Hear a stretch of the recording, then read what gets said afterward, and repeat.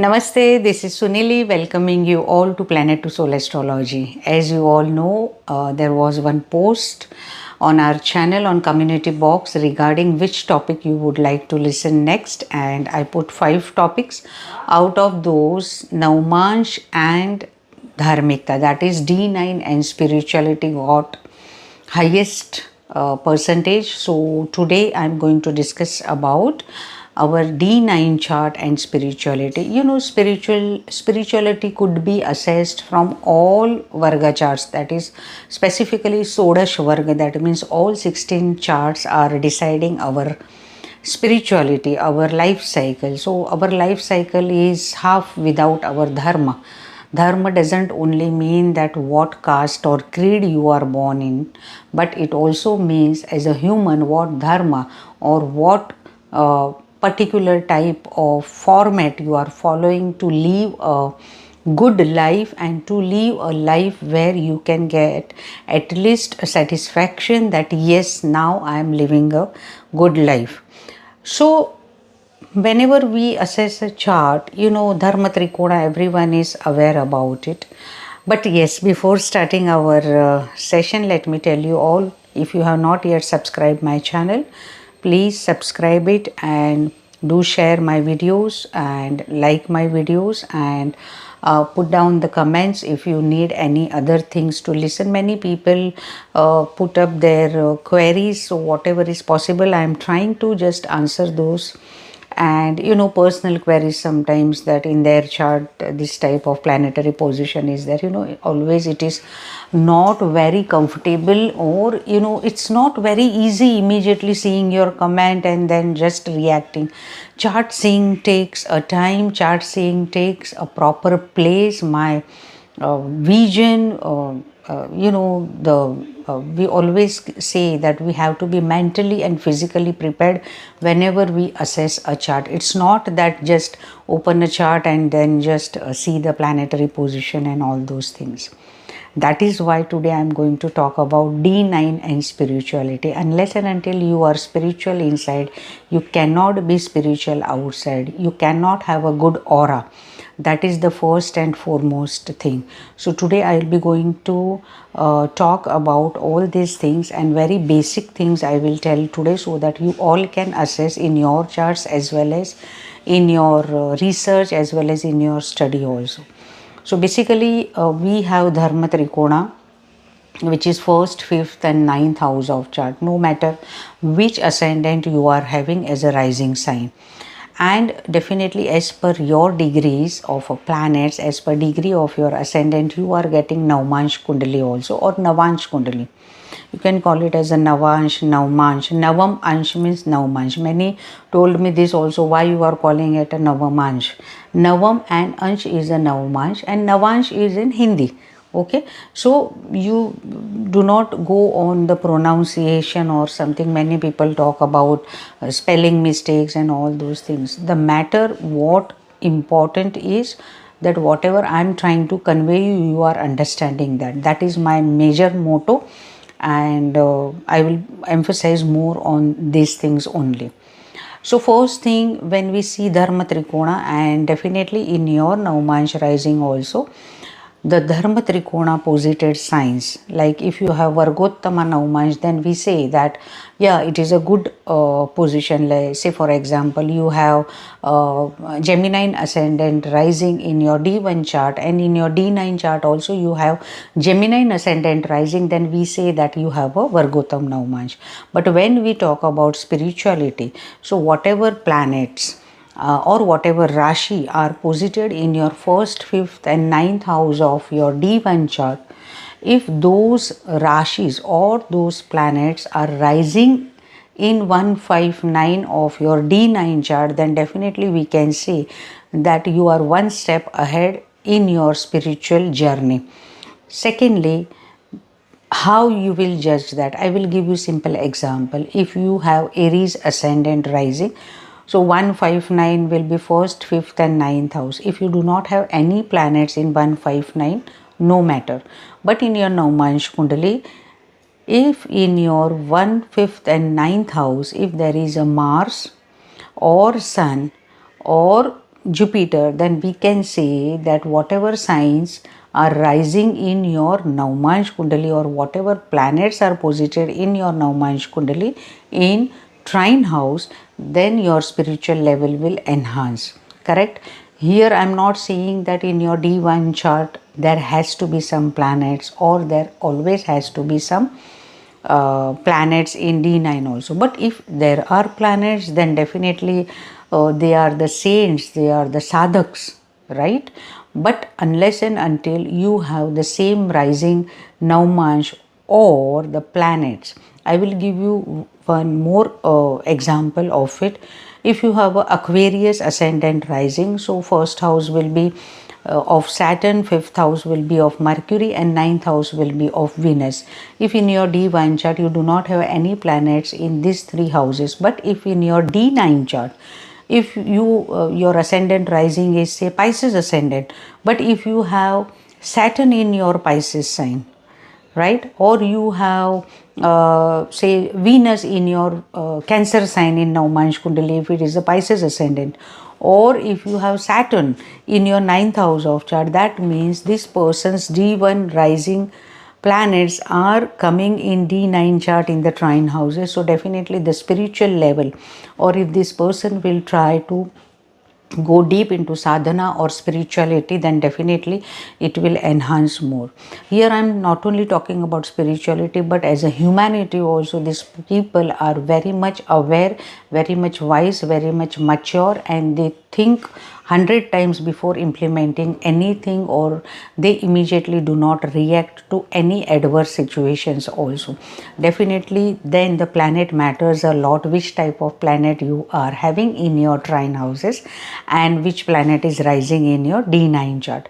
Second thing, you have to see moon position also of your chart. You know, moon plays very important role, because moon is emotions. First of all, unless and until you have a control over your emotions, unless and until you have control over your thought process, you cannot go ahead in spirituality or any type of sadhana, any type of upasana, any type of dharmikta, any type of rituals. Unless and until you are mentally present there, unless and until you are focusing that, it's of no use. You feel inside you feel that yes, I want to do spirituality, I am very spiritual by nature, but when you sit to do any type of sadhana, upasana, or when you try to go to say ashram or asylums, or if you go to any type of spiritual places, workshops, you are not able to concentrate there. So your moon has to be very powerful here. Now moon can be powerful in two ways, even though if it is debilitated or if it is exalted. But moon, if it is in a good tithi, like if it is a Shukla Paksha moon, and if it is in a rising moon, like you know Panchami, Saptami, Ashtami, Purnima, this type of moon, and also in Krishna Paksha also. But that depends that what type of sadhana, whether it is a Dakshinamukhi Vama sadhana and then it is a pure sadhana. That is totally a different topic. I will not discuss that now.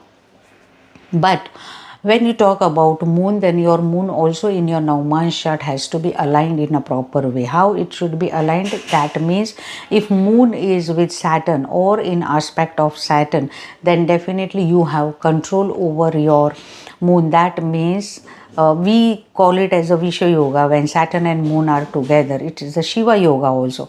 So we can say that this person has a control over his or her emotions. But sometimes the control becomes in a negative way, and always this person thinks negative first and then positive. So there should be balance in this Saturn and Moon position also. Or we can say if Mars and Moon are also there aspected or together, then also we can say that Hatha Yoga, this person anyhow this person will definitely go ahead in sadhana or spirituality. So first of all, your trine houses of Navmansh Kundali, moon position of Navmansh Kundali plays very very important role.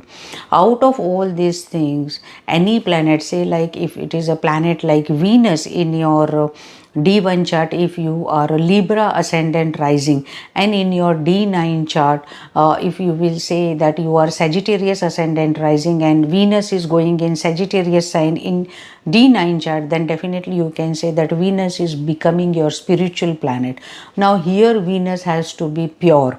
Venus should not be afflicted, otherwise it will give you extraordinary confidence, it will give you overconfidence, it will give you lust, it will give you higher emotions, and it may drive you towards material life. So Venus whenever is pure, then only you are able to achieve your spiritual goals. That is also that much necessary. Whenever you are studying all these things more into deep, then you have to go to Vishansh Kundali, that is D20 chart. So definitely I will make one video on D20 chart also very soon. I am going to make this video on D20, and definitely I will give example charts also I will discuss along with it. But these are the basic idea what I am going to talk here. Now this is the first condition or first rule what you have to see when you are assessing any type of D9 spirituality, definitely how it will go ahead. Then next step, you have to see your 12th lord of a chart. See Navansh Kundali, if 12th house is very powerful, like in your D1 chart, if your 12th lord happens to be Jupiter, and in Navansh Kundali also Jupiter happens to be very powerful, whether it is with Trika Bhavas, then also you can say, or we can say, that this Jupiter is holding too much of prosperity in giving you good spirituality or good spiritual level. Then your moon plays very important role. And third most important thing is always we call about or talk about shadow planets, that is Ketu. So any planet posited with Ketu, so we always know that shadow planets amplifies the fruits of the planet which they are posited with, right? They are trying to enhance, they act like Jupiter only, because they want to become a mentor, they want to become a king, they want to become a ruler, right? So Ketu also drags this planet towards its own characteristic, and then Jupiter also tries behaving like Ketu, or Ketu starts behaving like Jupiter, because then Ketu is getting head of Jupiter. Whichever planet this Ketu is posited in your chart, definitely Ketu feels that now I am full, now my body has become full. Same way, that is why we always say that Ketu, whatever planet it is posited with, it will try to implement its fruits. That is why Jupiter and Ketu is really a very good combination to achieve good spiritual goals. Here we can also say that in your last life, in your past life, you have done too much of good karmas when you get Jupiter and Ketu together in this life. And in your Navansh also, in your D1 also, if you have Jupiter Ketu together, and in your Navansh, by grace of God, Jupiter and Ketu together, and also in trine houses, and also in fruitful sign like Pisces, Sagittarius, Cancer sign, then definitely we can say that this person's spiritual level is very high. No matter this person is sitting every day at one place and chanting mantras and all those things. Without that also, inbuilt instinct they have. Their sixth sense is always activated. Navansh Kundali is mirror of your all planets. You are just getting reflection of yourself in Navansh Kundali. This is really very beautiful. I have tried to make this in a short way, and definitely one Hindi video is also there on this. You may watch that video also. And one more thing in our chart, when we talk about spirituality, even though first house rising planet or sign, fifth house is also not there, but basically ninth house is our dharma sthan, right, for all of us. So even though first and fifth house lord is not rising in your 159 in your Navansh Kundali, but at least if ninth lord is also there in your Navansh Kundali in 159 houses, then also we can say that your sadhana, your upasana, your spiritual level, your dharmikta, religion doesn't mean that I'm Hindu or I'm Christian or I'm from some another religion. No, religion means religion what you are inside, what your chakras are inside, what is your body made up of, how is your aura, and definitely how you are looking at another person when you are conversating with anyone, whether it could be whether it could be mental level also, astral level also, then your this ninth lord if is posited in first, fifth or ninth house of Navmansh Kundali.